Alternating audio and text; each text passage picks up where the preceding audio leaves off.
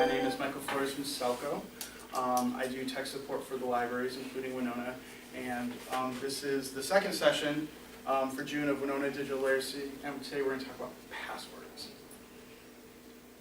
So I love this cartoon. And for those of you who can read it, I think this sums up what we all deal with passwords every day. Starting today, all passwords must contain letters, numbers, doodles, sign language, and squirrel noises. and this is how we feel, isn't it? Yes. Yep. All right. So let's talk a little bit about password truths. Passwords really are kind of your front line. You know, they're the key. They're like the keys to your house. You know, with it, the hackers can get in. They can do whatever they want. And a password is only as good as it is to crack. So how many of you are still using the password of password? Or 1, 2, 3, 4? Okay, good, good. We're in the advanced class. So the problem is brute force guessing is getting easier. And if you're not familiar with brute force guessing, this is when the hackers might get your user account name, because you can look on Facebook. I mean, personal information is pretty easy to get. And they just start running their program trying to get into your account. And the reality is, you want to make yourself a difficult target. The reality is no one is immune from being hacked. I'm not immune from being hacked. It only takes one slip up. It only takes that one password of, well, I was tired, so I just wrote cat. The trick is, much like if you and your friend are walking in the woods and a bear comes after you, do you have to outrun the bear? No, you don't. You have to outrun your friend. And it's the same thing here. Hackers are lazy. They are going to try to hit you, and then if they can't get in, they're going to move on. So of course we will make our passwords difficult for them, because this is our first line of defense.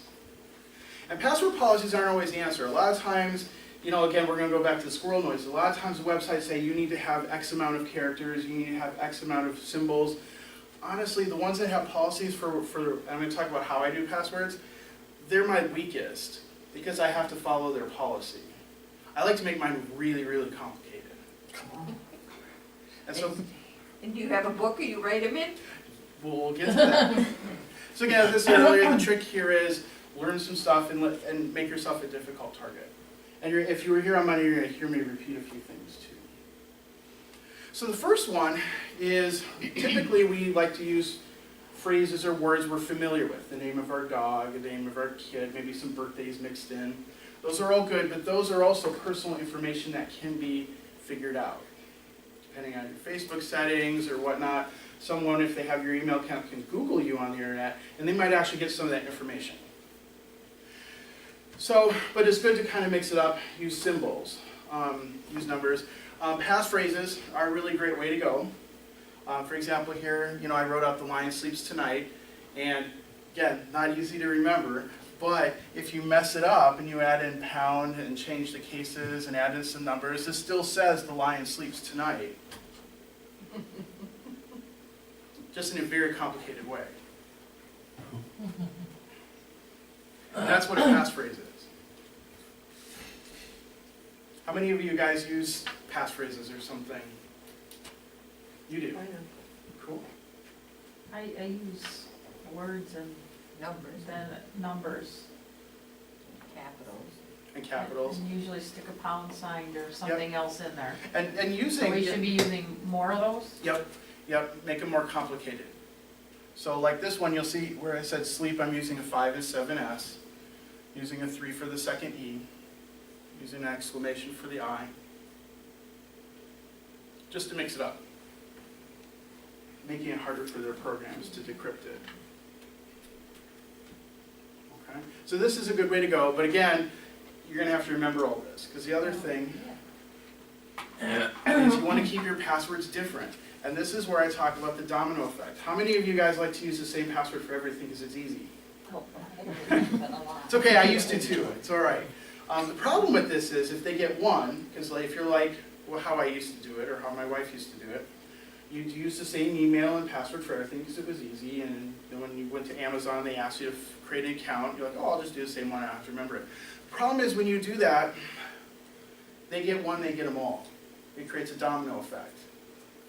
Because if they get, say, your Gmail account or your email account, well, now they're going to go on Amazon. What's the first password they're going to try?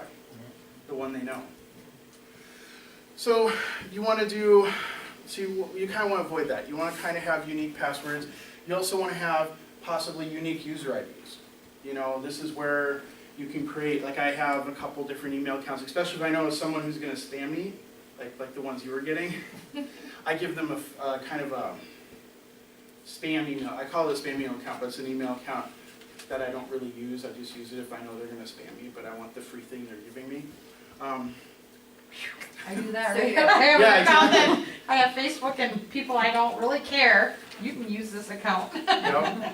So, But I can just hit delete. but that's another thing you can do is create unique user IDs. And the other thing we're going to talk about is randomized passwords. This is where we take a step beyond passphrases and just make random garbage. They don't say anything, they don't spell anything. But that, of course, gets a whole lot of crazy because while passphrases are complicated enough, once you randomize it where you can't even remember a phrase, well, that's worse. That's squirrel noises, that's what that is. This is where password managers come into play. And they're safe? We're going to talk about that. Password managers give you the benefit of, they're going to let you handle the multiple passwords. They're going to save it for you, and when I say password manager, it can be, there's different services and different ways to do it. They're not all the same. This is what I use. You can generate random passwords, and you can actually pick how many characters, add symbols, numbers. That way each of them is unique, but you don't have to remember them. And they are better than the Post-it note under your keyboard. Because if people get a hold of the book or the note, they got hold of everything. What's to prevent someone from hacking in the program, The manager.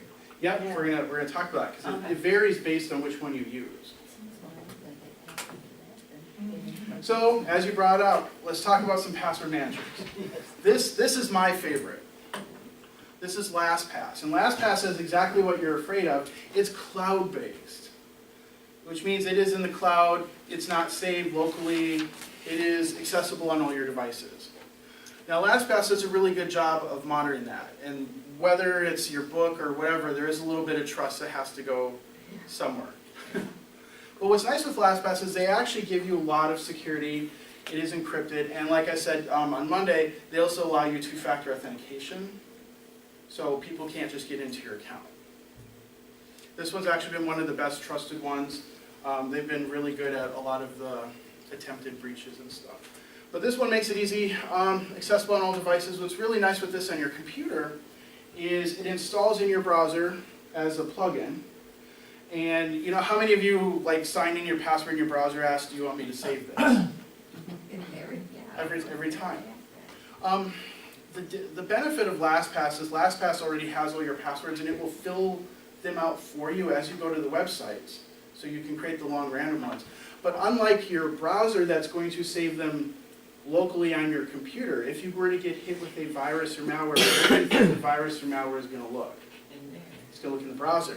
This is a third-party cloud client that it's not going to have access to.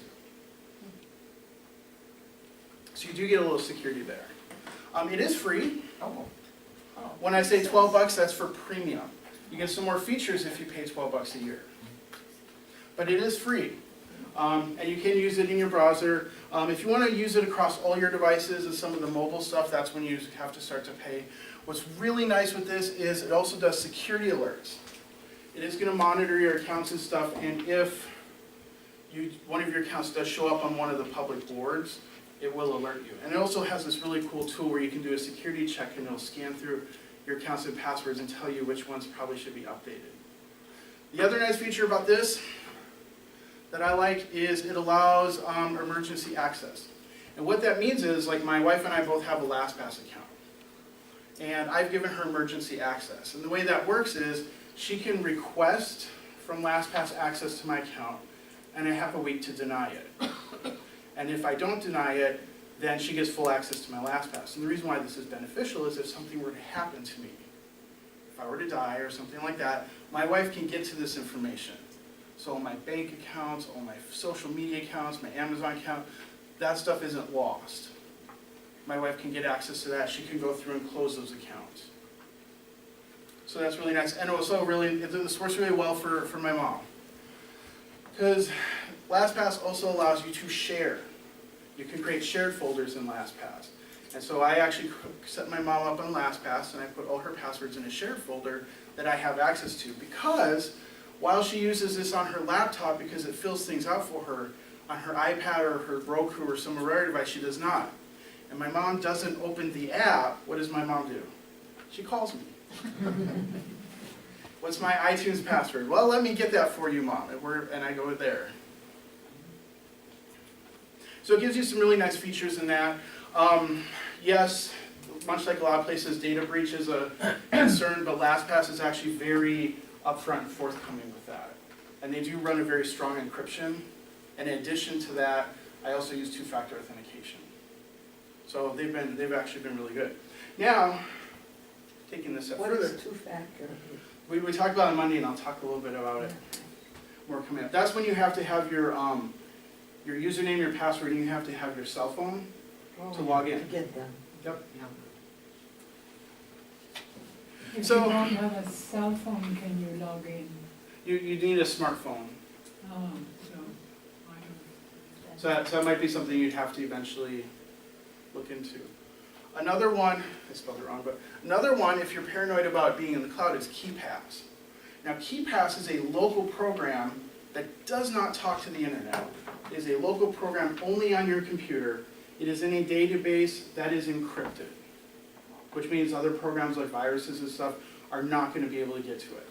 This is for the people who don't want to have their information in the cloud or online.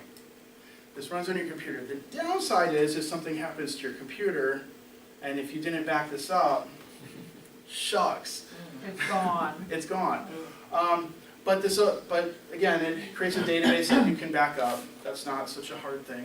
The other thing is this isn't going to give my wife access to my passwords if something were to happen to me.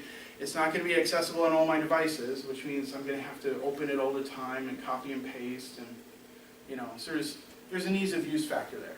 But it is not cloud accessible, so this is actually a very good one.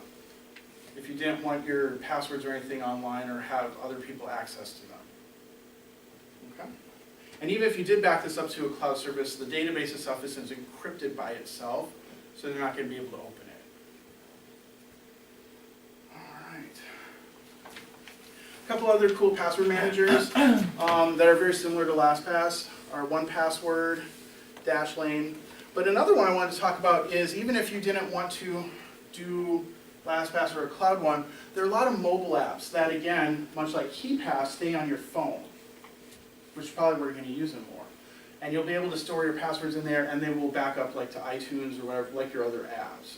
You're going to want to watch and make sure that they do have backup options like that and that they are encrypted. So you don't have to necessarily put it on your computer. You don't necessarily have to put it in the cloud. You could just look in your app store, and there's a lot of good options in there too. Okay, questions? So these are for iPhones only? Nope, Android has a ton. I mean, these are for mobile phones? Smartphones, yep. Mobile apps. Mobile apps. Oh, it says, all right. Yep. So I actually looked at PC Magazine, which is a pretty reputable source, and they actually had a nice article about the best password managers 2017. I have the link, and like the other slide, there will be a link to this presentation. You can look this up. But they actually listed a lot of the good ones, and again, you can see LastPass here, 5 out of 5. Dashlane also did 5 out of 5. They have some other, other good ones. LogMe, Once, Keeper Password Manager. Again, these have price tags, and like I said, this is for the premium. If you just want to use LastPass for free and just have it in your browser, you could do that for free.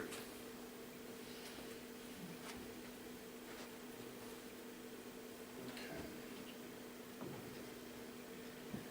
So, two-factor authentication, like I mentioned before, this is really good, especially if you're going to put your passwords in the cloud or trust an app with it.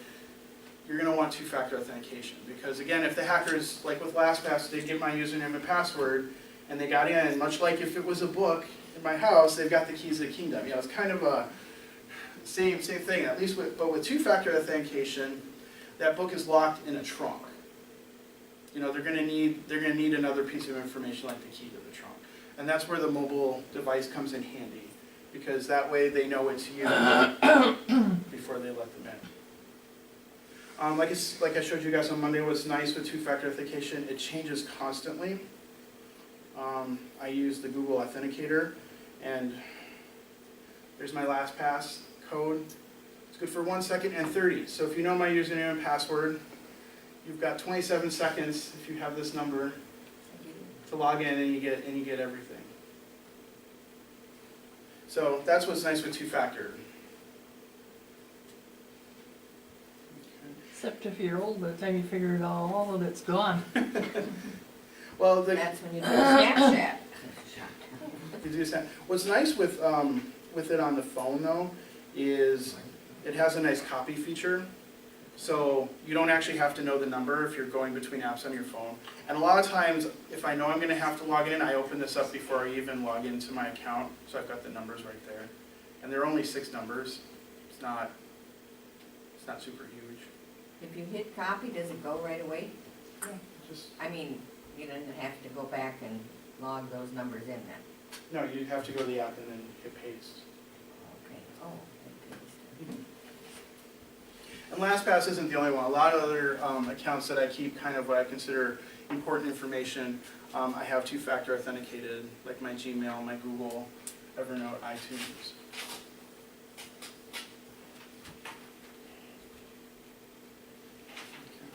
We talked about this a little bit on Monday, but another really great paranoid feature, if you want to, is to set up a different email address for recovery email. When you set up like a Gmail account or an Amazon account or something like that, they're going to ask you for a recovery email, or in a lot of cases, phone numbers so they can text. The reason why is if a hacker got your username and information, they're going to go in, they're going to try and reset that password. And if they have your email account, if they're going to go to Amazon, try and hack in as you, if they have your email account, they're going to get that reset email, which means they can reset it. With the recovery email, it's going to go somewhere else that they don't know. And they're not going to get the email, which is why you don't want to share it. So this is a third email account now? This is the recovery email. I've talked about 3. I've talked your main email, Right. your spam email for when you want free stuff, but you don't want them to send you fun emails, and the recovery email. This is the one you don't share or give anyone. This is so like if That's a third account. Yep. So this is so if someone wants to reset your information. And again, you don't have to do this. I'm just giving you the. Right.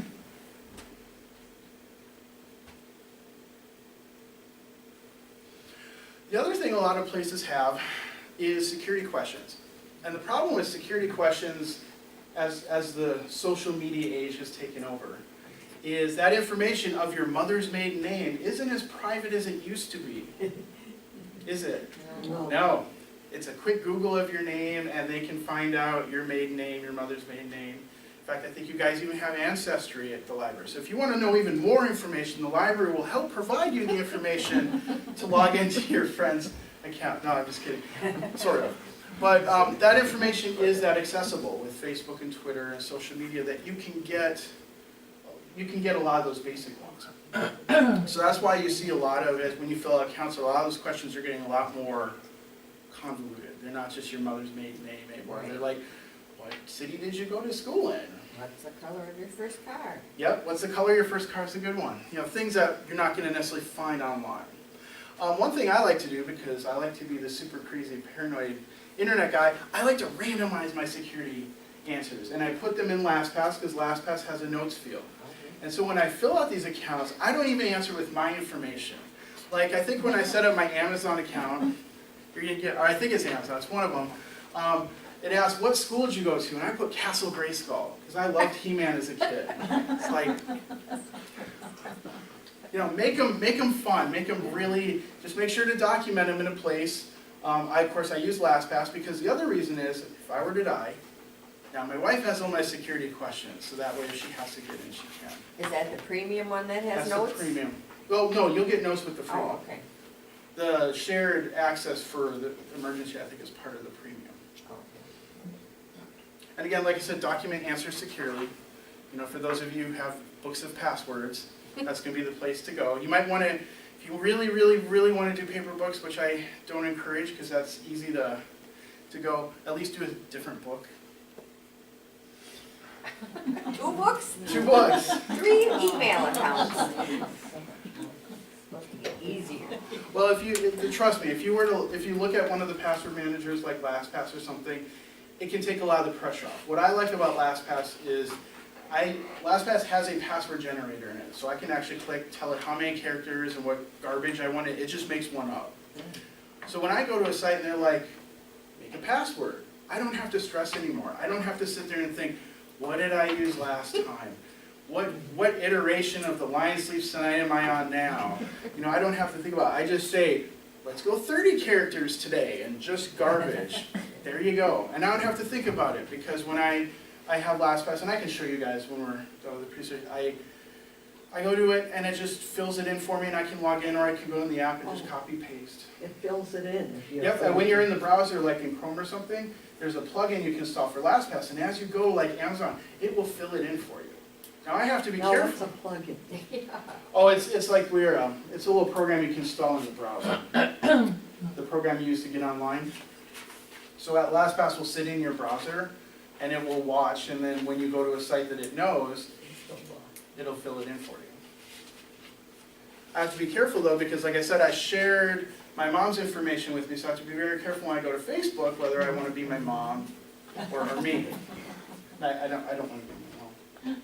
She follows way different stuff than I do. So let's talk about, do you have a compromised password? An account may be compromised and you don't know. Let's be realistic. Unless someone did something or something, your information might be up from a data breach. What's really nice is LastPass, again, has a security challenge. You can find that out directly from LastPass. If it's your password information saved in LastPass, they monitor those for you and they'll alert you. So they're like LifeLock. In a way, yeah. Yep, absolutely. One of the really great ones, and I'm going to click on this because it's fun, is called Have I Been Pound? And if you don't know what pound means, it's a gaming term for being utterly destroyed. And they have this really cool website, and it is legit. And you can actually put in your email account or username, and it will tell you if one of those accounts shows up on one of the public lists of breaches. So I'll put in one of my emails. You can write it down. It's one of my spam accounts.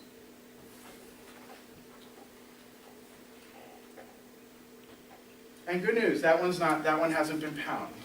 Because again, it's a spam account, I don't give it out that much. So if you go to the website, Have I Been Pound? Yep, if you Google Have I Been Pound, PWNED, you can actually, But I have to have everything in that. no. No? So this You is don't. just checking email. This is actually checking all the publicly listed breaches to see if your account shows up on any of them. How do they know what my account is? Because when the company gets breached, like Adobe or some of those, that information is made public. Not necessarily your password, but the accounts that are affected. Target, when I got What's the address for Have I Been Pound? You had, Have I been PWNED.com. and nothing, you had semicolons and stuff in front Yeah, of you can just do have I been PWNED.com. So let's pick another one. Who can I pick on? NED.com. PWNED. What? You do my work one. Okay.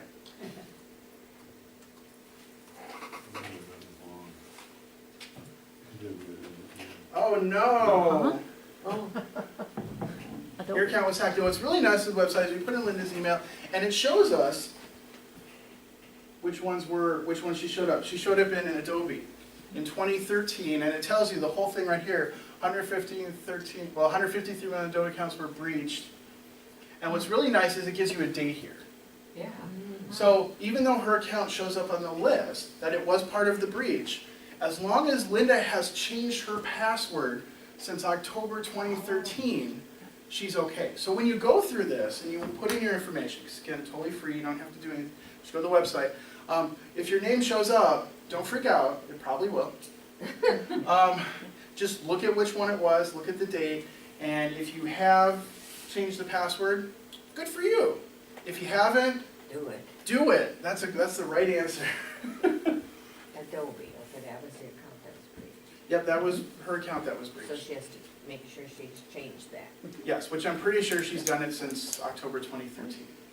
Yes, It says compromised data, email addresses. Yep. So do we have to change our email addresses and our passwords? no, because as time goes on, a lot of the spam filters and stuff in the email accounts are gonna catch up with that.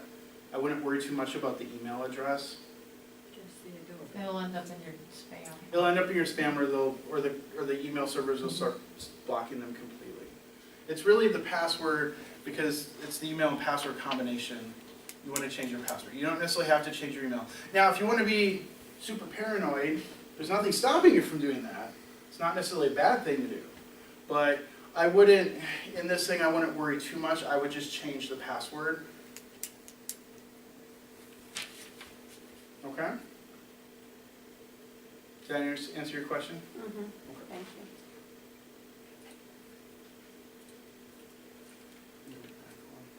So, So you don't know if somebody, like you said, went into Adobe in 2013, they don't inform you that you had not a account. necessarily. That's the Yahoo tricky did. part.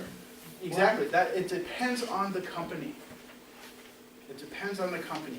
Adobe, I think, eventually did send something out. Yahoo has sent stuff out, and that's one of the reasons why I like LastPass is like, a while ago, they had an attempted breach, and they notified everybody. They actually forced you to change your passwords. They were very upfront about it. And they were very forceful about it. I mean, they reset everything, which is why I like them. Because I'd rather have a company that told me there was a problem before it became a problem, than years later putting my email address on the list going, oh, they never told me. I should probably change that password. And again, that's one of the reasons why I like LastPass. And a lot of the password managers, take that very seriously. They have to. It's their business. All right. And again, much like before, there's the URL to his presentation. We're actually on time this time. Is that the same one? No, it's different. Oh, It's good. But you are welcome to have questions. Yes? Well, if you change your email address, then don't you have to tell everybody that you email with that your address has changed? And That go is through all correct, that? which is why I said if you want to be super paranoid, I would say that's not necessarily a bad thing to do. But for me, that's more work than I'd want to do, which is why I would stick with password. And the other thing is, like on my Google account, as you know, if I listed, it's two-factor authenticated. So even in the data breach, if they got my username and password and I did nothing, I still have two-factor authentication going for me, which means they can't get in my account without my cell phone. So for me, I just changed my password. But not all accounts have two-factor authentication. That's something based on the service you should look into.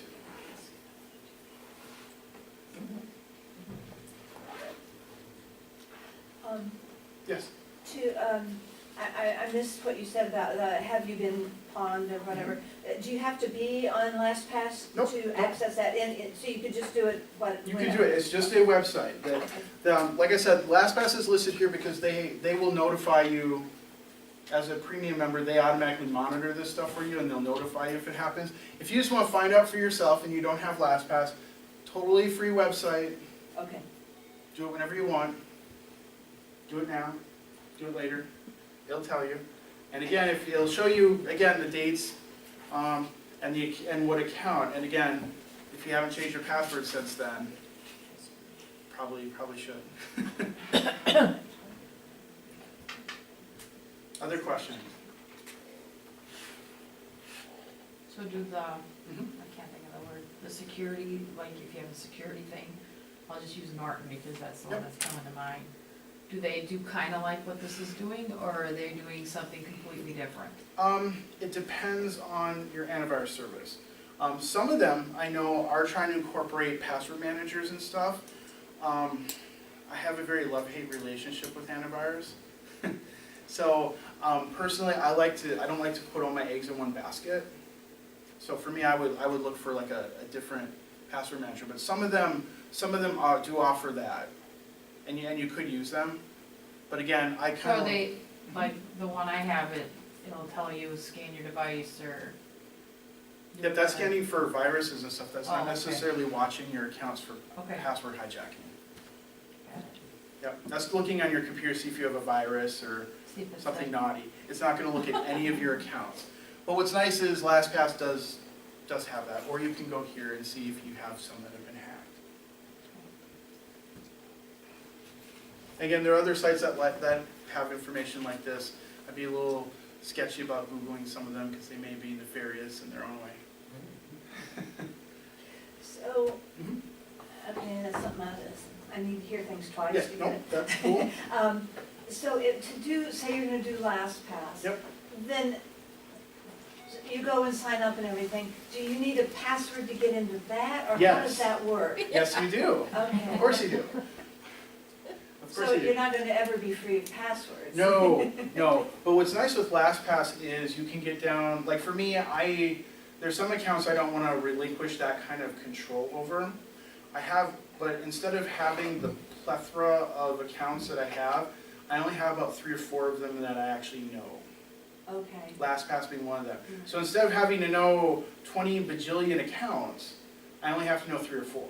Yeah. And that saves a lot of brain power. And what's also nice with LastPass that my wife said, which was funny, is after we got it, she's like, I never realized I had so many accounts. Because a lot of times, you use the same password or use like the same 3 or 4 passwords for everything, and which also is bad. And you forget how many accounts you really have out in the internet. And what's nice with keeping everything in LastPass, you can actually look, and they create folders, and you can sort through what you have. In fact, Do you have to enter them all yourself, or do? that's what's really nice. I'm gonna pop out here. That's what's really nice with LastPass. And this is LastPass right there. I'm gonna open my vault. And you can see I've got them sorted in folders, different things like that.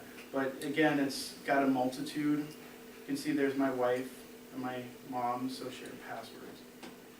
You can do the security challenge, which will show you. I was gonna ask me for my password. I'm not gonna put that one on the projector. Oh, why not? Why not? I You know. can't write that fast. Well, it's being videoed. Oh, yeah, I guess I wouldn't trust that. But what's nice is when you go to a site that you're filling out an account for the first time, or maybe just logging in for the first time after you signed up for LastPass and installed the browser plugin, what's really nice is LastPass is going to ask you, would you like me to save this password for you? LastPass will ask you that, not the. Not your browser. Now your browser might ask you too, but like I said, I would say yes to LastPass and no to the browser, because then LastPass is nice and encrypted and in the cloud and accessible on all my devices and behind my 2-factor authentication. Or if I say yes to the local browser, it's sitting on my hard drive. It may or may not be encrypted. I know Internet Explorer for sure doesn't do that. Firefox will do a little bit of that. Chrome might too. But the problem is if it's saved locally like that, I get a virus or something, that's the first place they're gonna look.